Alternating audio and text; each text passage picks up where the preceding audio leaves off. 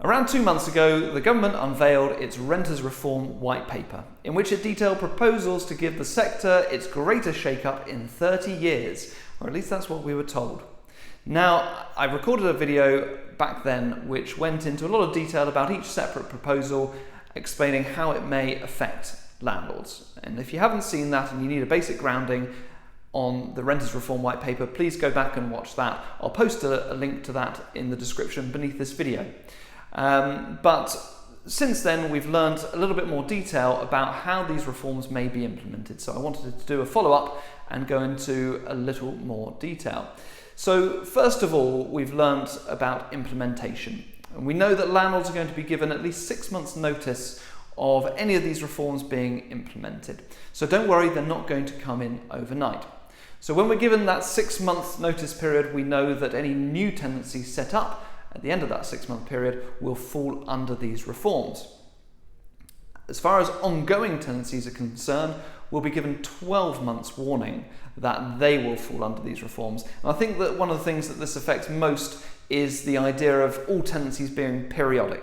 So if you're a landlord and you set up a brand new tenancy, say on a 2-year fixed contract, well, when the government says, okay, 12 months, the clock is ticking, at the end of those 12 months, your tenancy, even though it's under a 2-year fixed contract, will become periodic, because at that point, all tenancies will be periodic.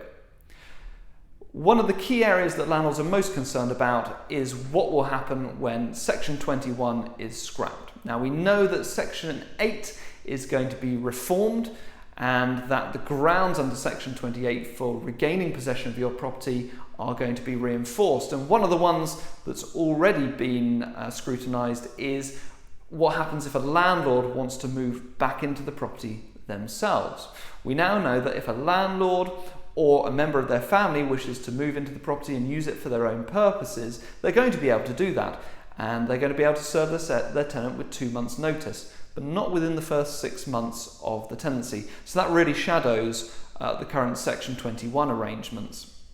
Rent arrears is another big topic, and again, that's going to be reformed. And the current proposal is that a landlord will be able to give 4 weeks' notice to a tenant who has slipped into 2 full months' rent arrears 3 times in the last 3 years. And what this is designed to clamp down on is the practice that some landlords may be familiar with when a tenant goes into 2 months' rent arrears, but then makes a small payment to reduce their arrears just below 2 months. Now, if they do let that happen, and it happens 3 times, then the landlord will be able to apply for possession of the property, and they'll have legitimate grounds for doing so. The ombudsman scheme is something that landlords may be concerned about. Now, all landlords are going to be required to sign up to an ombudsman scheme, even if you use an agency who themselves is signed up with an ombudsman scheme. Now, this may be extra red tape. I'm sure you can get your agent to help you with that and to take that workload off you. There is actually a valid reason why this may be a good thing for landlords, and that is because it will remove a lot of tenant claims from the courts process. From some recent research, more than 90% of landlords have said that they experience delays with the court process, and 80% say that the process is too complicated. So the presence of an ombudsman to adjudicate on tenant claims may actually be beneficial to landlords and will remove the need for court action in a lot of cases. And the final point that I wanted to mention today was the practice of taking advance rent from a tenant. Now, this is something that landlords do for a variety of reasons. Sometimes it's because your tenant can't be properly referenced. Sometimes it's just because the landlord's had considerable interest and a tenant offers advance rent in order to secure the property by making their offer more appealing.